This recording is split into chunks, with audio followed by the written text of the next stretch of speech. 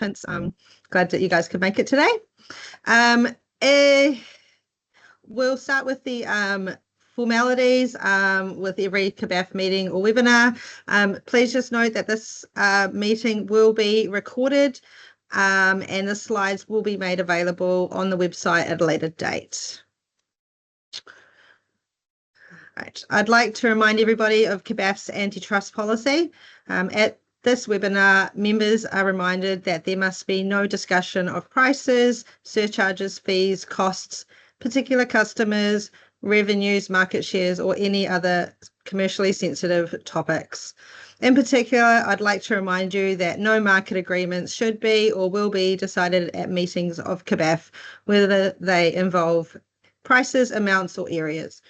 Additionally, such behaviour outside of meetings is also prohibited as it could cause immense damage to CBAFF and or your company. The Commerce Commission has given strict guidelines on what it considers to be anti-competitive behaviour, and you should make yourselves familiar with these. Welcome and thanks so much for joining us and rescheduling today. Whether you're involved directly with the border operations or just looking to be informed, this webinar is designed to hear the latest updates from our border agencies. Today we have representatives from CBAFF, New Zealand Customs, MPI, Food Safety and the DTR project. First up is my CBAFF colleague Steve to talk us through the newly refreshed Border Clearance Working Group. So over to you, Bud. Hi guys, the Border Control Working Group, BCWG is the code we use, and I want to talk about the way we're going to structure this going forward. So we revamped the BCWG to create a safe and collaborative space to raise, discuss and resolve industry issues. So the first step of that was to reset the membership team. There was just too many in the group, too many voices. And the other thing that we wanted to do was re-engage the IRD back into our discussions. The list of the team making up the BCWG is per the slide. Now, the second step was to confirm the pathway for everyone to direct industry queries, right? So that pathway is to lodge the feedback or questions via the feedback link on the CBAFF member website. So it's at the bottom of the slide there. Now, if it's commercially sensitive, you can email it directly into Liz or Cherie. From there, we move it to a vetting stage and we ask two questions, right? So the first question is, do we already hold the answer to that question within the CBAFF Brains Trust? And if so, we can answer that directly straight back to you really quickly. Or number two, we look at where the question sits. Is it an individual broker issue? Is it a company issue? Is it a national issue or is it an industry-wide issue? So we put it into those pillars and then we direct a response or an action from that point. And if it is a national or an industry issue, we put it on an agenda and we take it to our border partners in the BCWG, which is every month. We give them a chance to investigate and come back with answers, and then we will discuss that together. So just as a reminder, please, please, please submit feedback via the portal. One of the big things that we're talking about at the moment is Zendesk. There is a lot of concern over the changes, but we do need to embrace that and we do encourage feedback. NZC will be talking about the Zendesk later on, but if you've got any feedback, what we want is we want the ticket number, the issues, the timing, put it all on the feedback and we can collate it all and put it to the border team. So that's us. Thank you very much. Cool, thanks, Steve. Alrighty. Next up, we've got Andy from New Zealand Customs. So Andy's been with Customs for 8 years and in his current role in audit for about a year. He'll be taking us through the industry outcome from the latest audits. And also, if you have any questions, because there's quite a lot of content that we're going to be covering today, please just enter them into the chat function and there'll be a minute or two to be able to go through any questions that you have at the end of each sort of section. So over to you, Andy. Thank you very much. Good afternoon, everyone. My name is Andy from Trade Assurance Team. So I'll share some key trends and insights from our audit over the past 12 months. That's from the July to 2024 to June 2025. This includes some general observation and area of concern, as well as positive behavior trend. So as you can see on the slide, that we completed 172 decorum performance audit this year.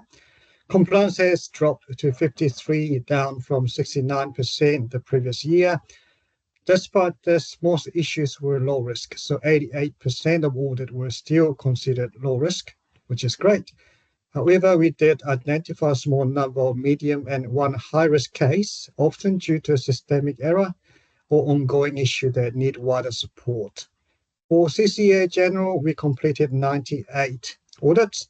Compliance has dropped to 57%, down from 68% the previous year.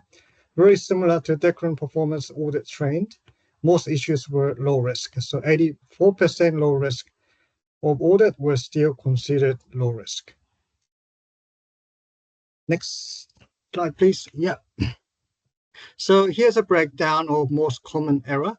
So on import entries, tariff classification, sets quantity, and BFT related issue made up nearly half of all error. On export, sets quantity and tariff classification remain key issues. Along with FOB value error, this pattern showed that similar errors are happening across both import and export entries and need to be continued focus. So diving deeper into the common error here. So tariff classification error often stem from misuse of HS codes or using the wrong description. Sets quantity error includes wrong units or misreading invoices. Valuation issue typically involve freight, insurance, or currency mistake. We also continue to see errors like incorrect goods description, client code, shipping detail, or country of origins.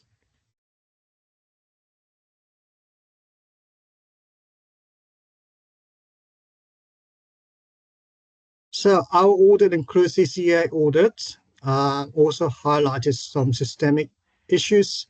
Declarants and clients sometimes have system setups that don't align with regulated codes. So this setup of a client in company system do not have the functionality to match the client code against the regulated entity name to ensure correctness for an entry. So missing documentation in TSW is quite common.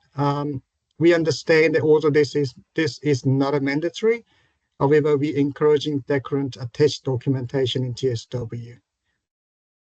They are still giving understanding around their obligation, especially among self-employed and small operators. Most importantly, we continue to face challenges with delay or no response to our officers' requests for supporting documents. This creates delay and sometimes needs us to escalate non-compliance. We have some good news as well. So good news is the response has been encouraging.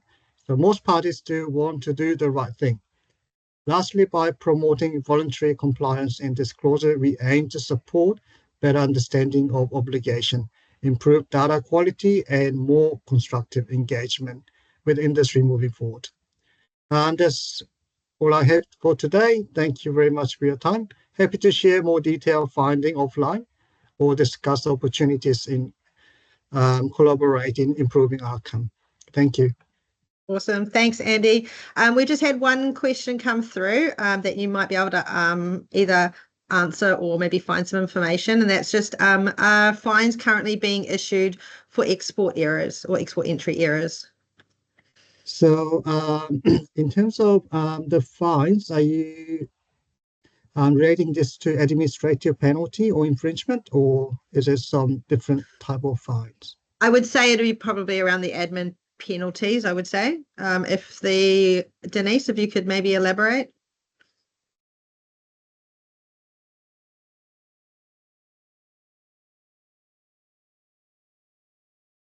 Penalties, yeah, admin penalties. Yep. So these are the specific criteria in terms of what will be involved in administrative penalty. What I can do is I can share some of the different types of error that we may consider for administrative penalty. for those areas. I'm happy to send this through to you, Emma, and then you can share with the group if you like. Yeah, that'd be amazing. Thank you. We've just also had one more question come through, which is, are courier companies or courier firms included in the audits currently? At this stage, no, not for the courier company. Our trade assurance audits that includes more licensed stakeholders, such as general CCAs, export warehouses, different sort of LMAs and decorum performance for the decorums and that. So at this stage, courier firms are not included in our audits. Okay, cool. Thanks, Andy. Thanks so much for your time. Thank you. Cool.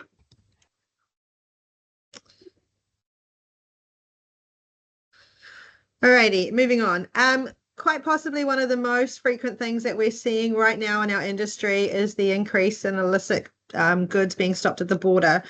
This is through the great work of New Zealand Customs that they've been doing, and our industry has their part to play too. So without further ado, I'll hand it over to Felicity or Flick to talk us through the Border Protect updates. Thank you.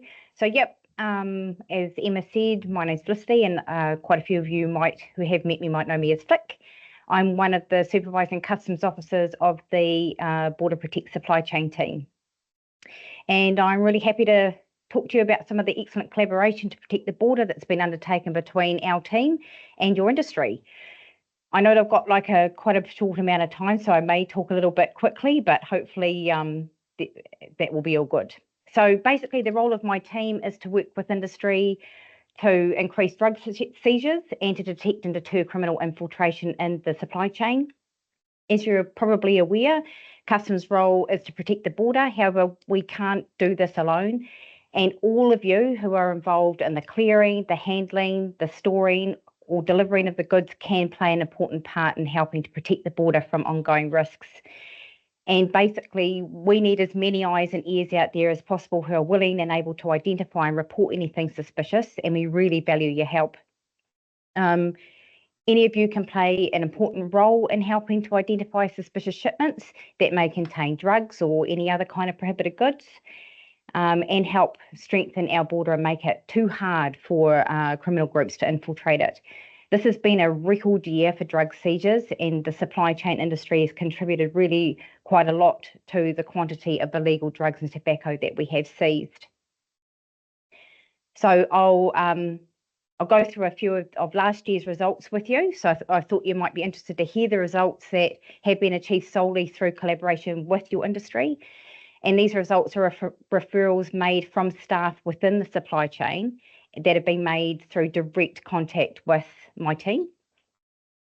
These results are something that every CBAFF member and member of supply chain businesses should be extremely proud of, because of a number of these results just wouldn't have occurred without your alertness and willingness to support your suspicions. And it's a real testament to the value of having an engaged and proactive supply chain industry who are well supported by organisations like CBAFF. So for the 2004 calendar year, we received a total of 396 industry referrals. We want to see those figures go much higher in the future, and I feel that will be the case. 247 of those were for suspect ship imports, and that resulted in 84 seizures. That's a success rate of about 34% from referrals, is really significant and truly evidences the value of all of your referrals. And it confirms that you know what your normal looks like and you can identify something that's suspicious. And among those seizures also was 41 instances of drugs and 36 instances of tobacco. And just thinking about the cigarettes and the tobacco, some people wonder why we worry about that sort of stuff, and it's around the money that gets taken out for social stuff like our hospitals and our education. If people aren't paying the tax for these cigarettes and tobacco, then that affects the people of New Zealand. So I'll also go through with you some highlights of last year. So the seizures included 19 meth seizures totaling 355 kilos, and 2 cocaine seizures totaling 106 kilos. So that saved New Zealand a whopping 400 million in social harm. And it's another reason for everyone here to be extremely proud of all of their efforts. Of a particular note, there was that freight forwarders identified 2 of the larger methamphetamine shipments as being suspicious months before they actually arrived in New Zealand. And that was due to the nature of the initial inquiries they received from the people intending to import the goods. And in these cases, the freight forwarders didn't actually want the business. And so it's really important that you let my team know if you don't want to accept business for some reason, because often these imports are actually suspicious. So yeah, if you're thinking maybe you don't want to do business with this person for something, let us know, because oftentimes it's something we're interested in. And we also see 645,140 cigarettes and 23 kilos of loose tobacco. So for this year's results, so just to July, in fact, these figures are actually a little bit off now after the last couple of weeks, because we've had quite a lot of drugs come through. So we've received a total of 195 industry referrals. And again, we'd like to see these referral numbers continue to rise. 137 related to suspect ship imports, and this has resulted in 57 seizures, which is a success rate of around 42%, which is really cool. That included 27 drug and 25 tobacco seizures. Our highlights for this year is, to date, your referrals have led to the seizure of 62.5 kilos of methamphetamine and seizures of a range of other drugs, including cocaine, MDMA. And of note, as a result of the industry collaboration, we also made a seizure of over 50 kilos of meth that was linked to people working within the supply chain. And we've also seized approximately 643,760 cigarettes and 84 kilos of loose tobacco products. And I also want to just really quickly speak about one of the most significant threats that customs is currently seeing, and that's the rise in criminal infiltration in the supply chain by people we term as trusted insiders. So trusted insiders can infiltrate any part of that supply chain, and that includes your customs brokers, your freight forwarders, warehouse and delivery staff. And you may have seen in the recently in the media reporting relating to the 9 arrests of the people working at the Auckland airport. And this really helps evidence the threat that we're facing in New Zealand. And honestly, it could be anyone. So it's anyone who's got the access to the goods that are coming into New Zealand, the places like our airports or our freight forwarders and things, the people within those businesses, the systems that they are using. And it really could be any business within New Zealand as well. We've dealt with trusted insiders who have been in roles right through that have been really new to a role, right through to experienced, long-serving, trusted managers and business owners. There's really no set profile. It literally can be anyone. And there's a variety of reasons why someone might get coerced, including financial, like there's a lot of money involved, obviously. They might have addictions. It could be pressure from family or friends, or even threats against themselves or their family. So it's really important for people to be alert to the suspicious behaviours, particularly clusters of behaviours that manifest over time. And if you notice anything or have any concerns, regardless of how big or small, then please report it to my team. It might be as simple as items being left in a place where they shouldn't be, or people undertaking activities they shouldn't, or changes in behaviour, unexpected displays of wealth. Someone showing up in a Demio one day and then a brand new Audi the next, that sort of thing. So if you want to know more about trusted insiders, or you're interested in any of our resources, collateral, or just want us to talk to your teams, please get in contact using these details, and we'll be more than happy to come and share with you. And we'll also be at Napier at the QBAFF conference in September. So please come up and chat with us. We'd love to talk to you. Thank you so much, Felicity. And yeah, if everybody wants to get in touch or know more information, please reach out to Felicity and the rest of her team.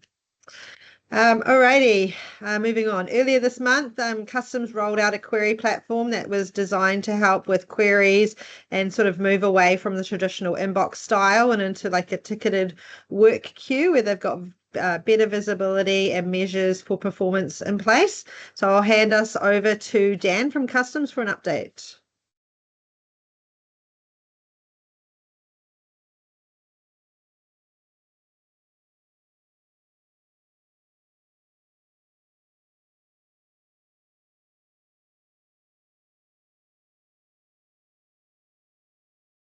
Looks like we've lost Dan. Alrighty, in the interest of time, I will get his update put into some sort of release, and I'll get it sent out to everybody. Alrighty, moving on. To keep us updated on all things related to the vehicles, machinery and parts import house standard refresh and everybody's favourite bug, the BMSB, we have Abigail from MPI.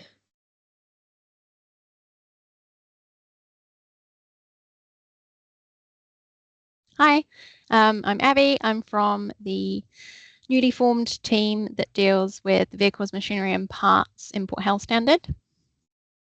Could I have the next slide? Oh. So we have begun a review of the vehicle, machinery and parts standard because it's been a few years since we last looked at it, and we mostly just wanted to check that all of our requirements were still fit for purpose, and we had a strong focus on streamlining the standard and improving the readability and the formatting. And we have 4 proposed requirement changes. So first up, we have changes to the brown marmorated stink bug requirements. So we are proposing to add Uzbekistan to our list of Schedule 3 countries, meaning that they would be required to treat goods for BMSB during our risk season. We also had a look at the other requirements we have for BMSB, and none of those will be changing, and we will not be adding any other countries to the list. Our next proposed change is that we are proposing to align the requirements for used parts for vehicles, outdoor or targeted indoor machinery with those for used machines. So the current requirements are different based on freight type. So full container loads are treated year round, whereas break bulk and freight of all kinds is only during the BMSB season. So in the new standard, we propose that treatment for all freight types will only be required during the BMSB season, and that we would instead require a cleaning certificate like we do for whole machines. Our next requirement relates to some new trailers would not be required to be treated for BMSB anymore during the risk season. So for non-fully enclosed trailers, which we're saying ones that don't have sides and a roof, if they're not exported from Italy, if they're stored indoors or only had brief exposure to the outdoors after manufacture, and are accompanied by a manufacturer's declaration, they would no longer need to be treated. And finally, we identified that watercraft that have a water ballast system, even when fully drained, they retain quite a lot of water, which is a biosecurity risk. So boats being imported as cargo, so not coming in under their own steam, would be required to declare whether they have a water ballast system or not, and treat the ballast system using like a hot water treatment. And that would be done off or onshore, and we would create some guidance around how we expect that to be done. So we are planning to go out for external consultation on the import house standard in August, with the idea that the new standard would be published early in the new year, with the requirements coming into effect for the following BMSB risk season.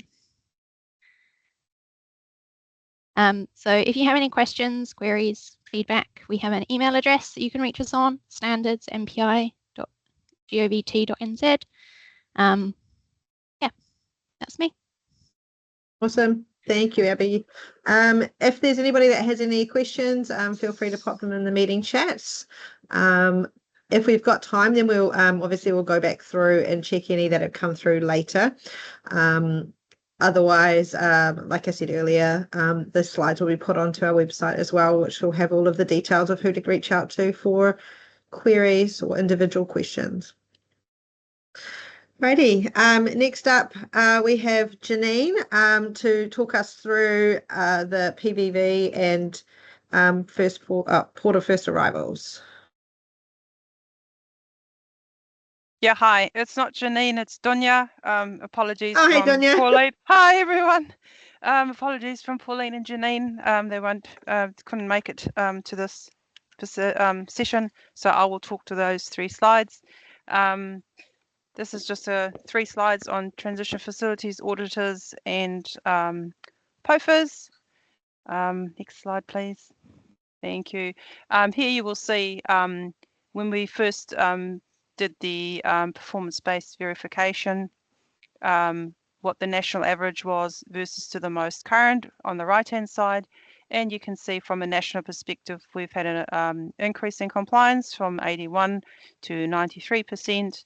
And at the bottom in Queenstown, we have some red, and hopefully next time when I present this, that won't be 50-50. We might have a bit of an increase there. So if you're in Queenstown, that's you. Next slide, please. Biosecurity auditors, we have 13 nationwide. You can see the distribution on the left-hand side, and on the right-hand side, you can see a couple of facts about them. They're authorised signatories under their IANZ accreditation. They're into auditing profile 1 and 2, facilities and ports, places of first arrivals. They will also do the auditing of the container co-management systems.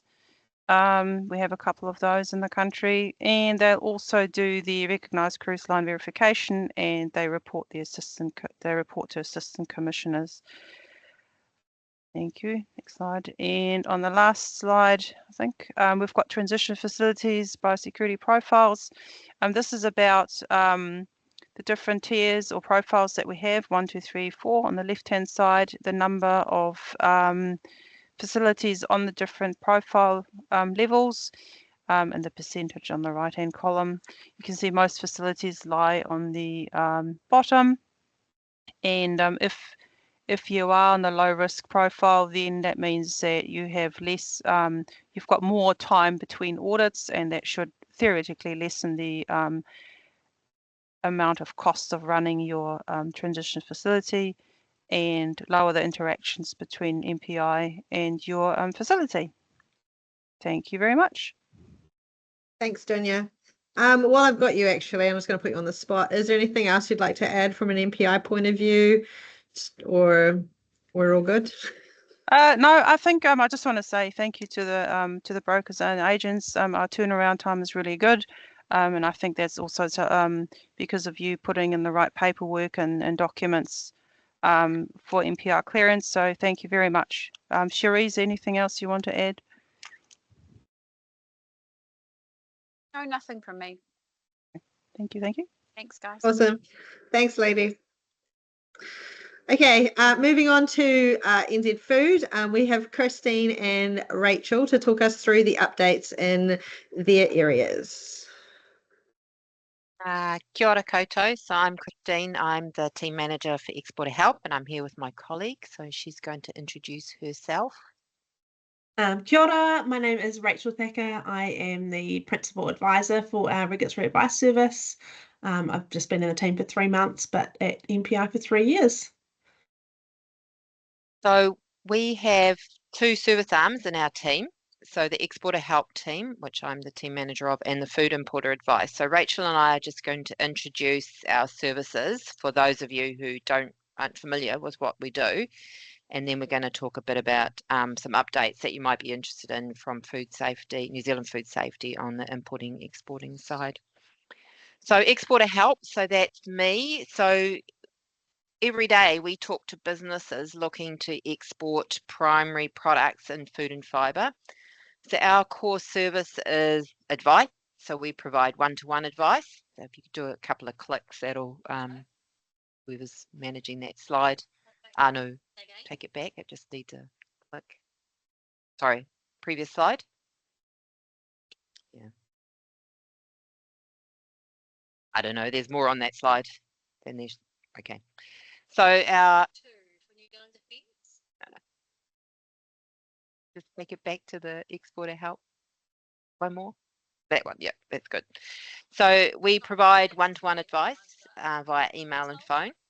So a range of businesses get in contact, from those with new products looking at where they need to start for exporting, right through to businesses who are already exporting but looking to diversify. So it might be to a new market, having a new product, or just clarifying some information.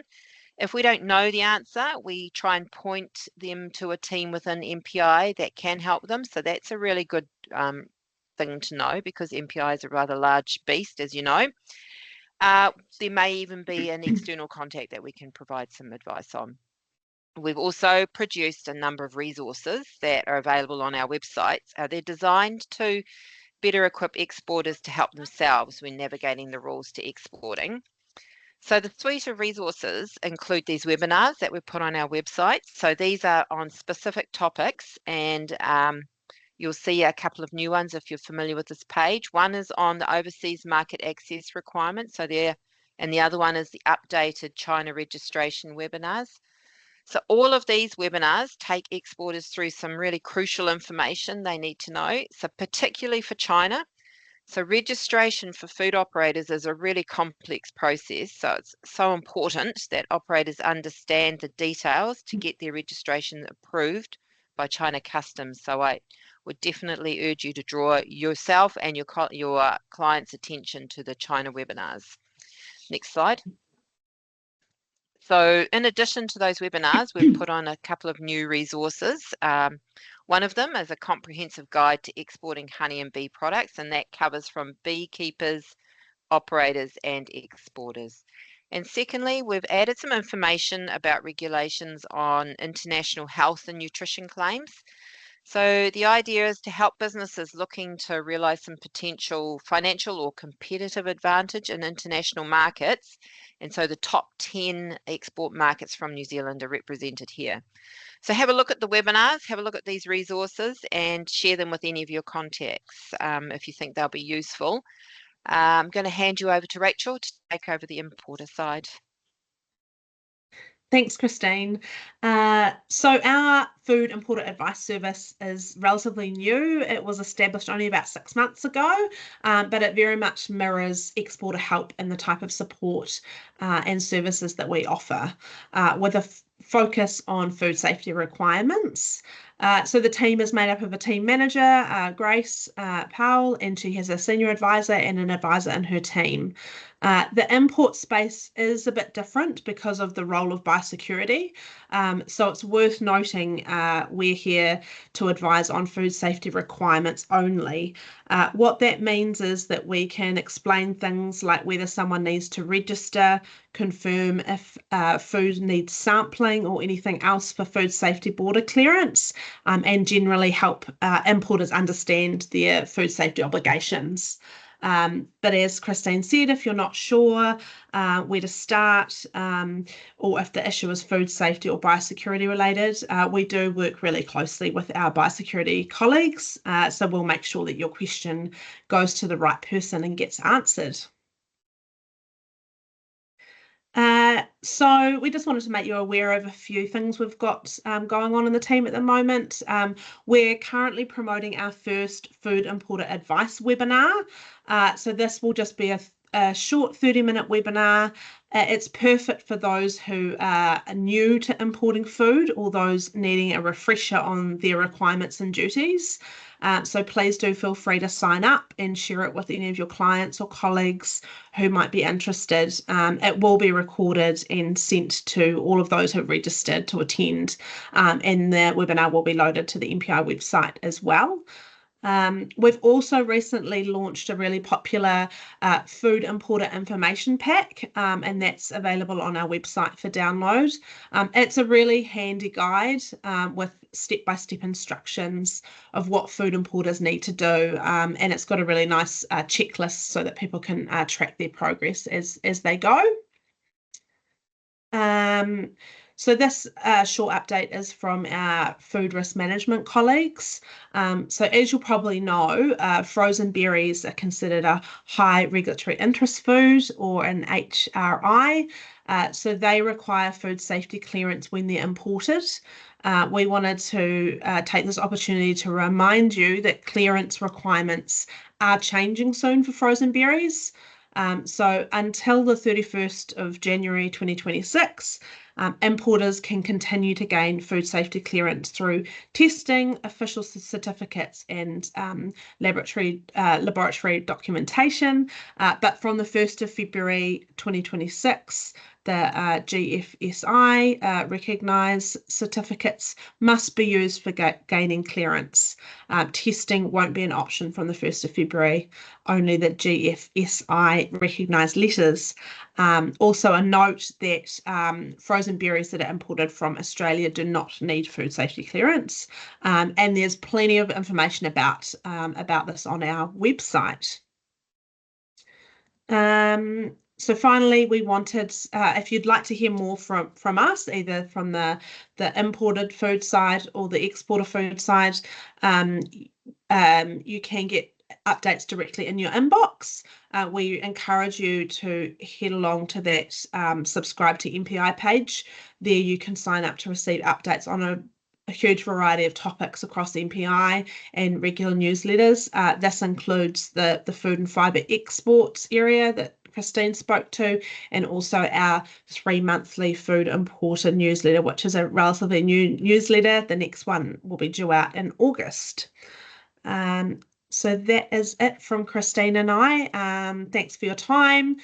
Please do reach out to us. We've got a great team of advisors with a range of backgrounds, and they have really strong relationships across all of MPI. So we're really happy to help. And we will also be at the CBAFF conference in Napier as well. So you'll be able to come and find us and have a chat to us. Thanks. Awesome. Thanks, ladies. I have a question that's just come through for you, Rachel. If you can please provide an update on the workload food safety has been facing as of late. They've noticed considerable delays on responses or inspections. Okay, I can definitely take that back to the team. Okay, that'd be awesome. I'll get you in touch with the author of that question so you can reach back. And then what I might do is, just for the rest of you all listening in, is that I will take these questions as well, get some formalized answers, and then send them out on an update in the next couple of days as well. Awesome. Thanks, ladies.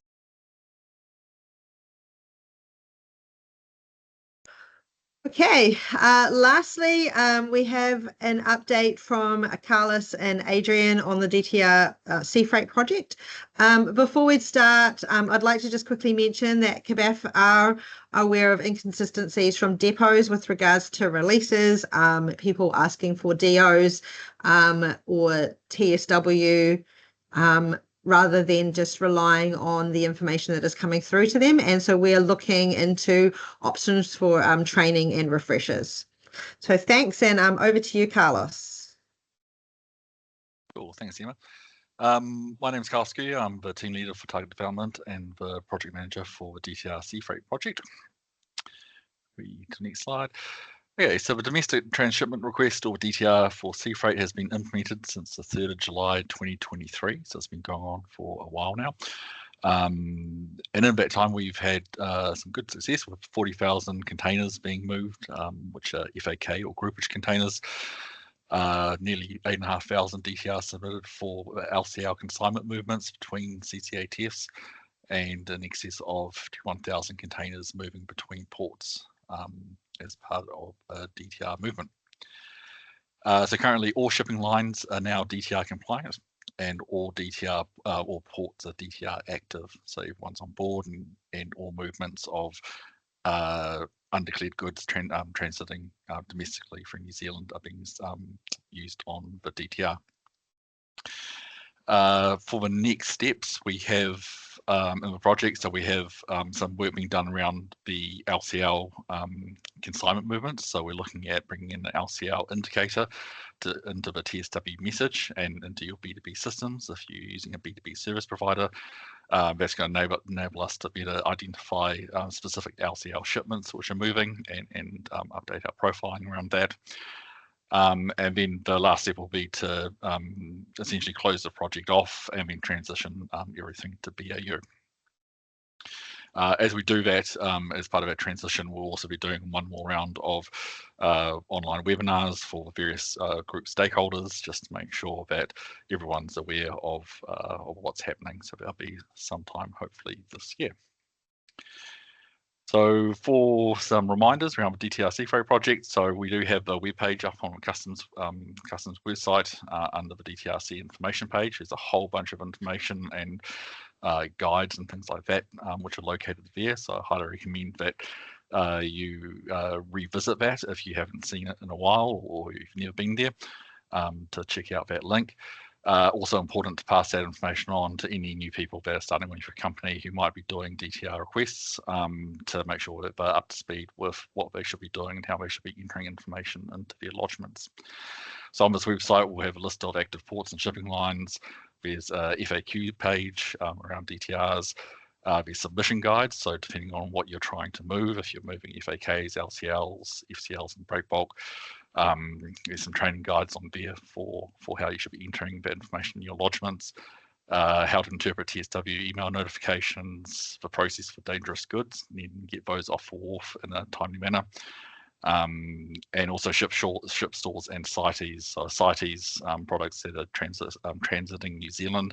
There are some specific requirements for MPI under the Biosecurity Act and the CITES Act that needs to be met. So there's some guidelines there as well. There's also information about when you should be submitting a DTR versus an ITR. So if you're bringing in goods that then moving around domestically before being internationally transshipped, or just internationally transshipping from the port back out again offshore, there's a whole range of scenarios there to look at. And we do have a new document which has just been added, which is around the TSW errors and directions guidance document. That'll be under the training guides on that website, on that webpage. And it's worth checking that out. If you get any TSW error notifications through TSW messaging, or if you're wondering why your goods might be held, there's a whole range of different examples there with actual screenshots of what those errors look like and what actions you need to take, or what you might need to amend to make sure that your goods aren't held up, or you get the right approval for movement from that. So that's worth checking out as well. And we'll be adding to that document as more come up. So it'll be a living document. So it's good to always kind of check back on that as we move along. So the error rate for DTRs is actually pretty good. If we look at that little table there, a little graph. So from the start of January, it's creeped down under 5% error rate, which is really nice to see. And we want to keep it. Common errors are still around location of goods, so making sure that the starting location of where that movement is moving from is formatted in the right way and using the correct location of goods code. All that information can be found in the submission guide documents on how you should be entering that. Really important, because that's where the messaging actually goes to. So if you're moving things off a port and under a DTR and you've put a different location of goods and it's not the port that the goods are moving from, they're not going to get that messaging. So always a good reminder there. Not attaching documents to FAK consignments is another one. Choosing the right container type. So our definition of what is an FCL, what is a FAK container, are treated quite differently. So it's making sure that the right container type is entered into the lodgement, and also entering quarantine declaration and answers against all the consignments that are being declared. Also really important reminder to make sure that you're adding those in. Lastly, just a note that I would really like you to engage, if you're using B2B service providers for submitting your lodgements for TSW, to engage with your IT or your B2B service providers around being able to amend or add different fields, any kind of training materials or guidance that they can give you, how to cancel an ICR and then resubmit a new one, and any internal system errors and pop-ups that you might see using those systems. We don't have an overview of, because there are many B2B systems out there that tie into TSW. We don't have an overview of all those training materials and errors. So that's a bit of a sticking point. Sometimes we won't be able to help when you reach out. and you would have to contact your IT department. It's also really important as we transition to BAU to make sure that you're clued up with how your systems are working, just because some of that support will be going away as we won't be able to amend lodgements on your behalf after a certain point. I think that's it for me. Awesome. Thank you, Carlos. Alrighty. Just going to hand over real quickly to Sherelle. To you. Absolutely. Thanks everyone for joining us today. And I guess it's really, really important for us to get feedback on what you want to hear about, what's going on in industry. So with the React button, please give us your preference. A lot of work goes in behind the scenes to deliver these on time for you. So we really do need to hear from you. I've also got some exciting news to share. The QBAFF 29th anniversary of our conference program will be released today. Sorry, I said anniversary. So 29th annual QBAFF conference program should be released today. So it'd be great to see you all there. We've got the regulators there. We've got some really exciting speakers and presenters. So hope to see you there. So please vote because we can't bring you we don't know what you want to hear about. So that'd be great. Thanks, guys. Awesome. Thank you. I'll just leave this slide up for maybe 10 more seconds. Yep, Joanne. Oh, no. Okay.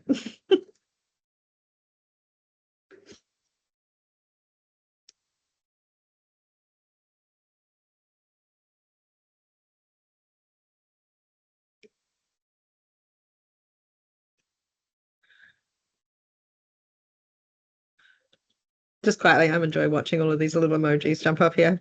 All right, 5, 4, 3, 2. Any last requests? 1. Okay. Alrighty, thank you guys so much for joining us today.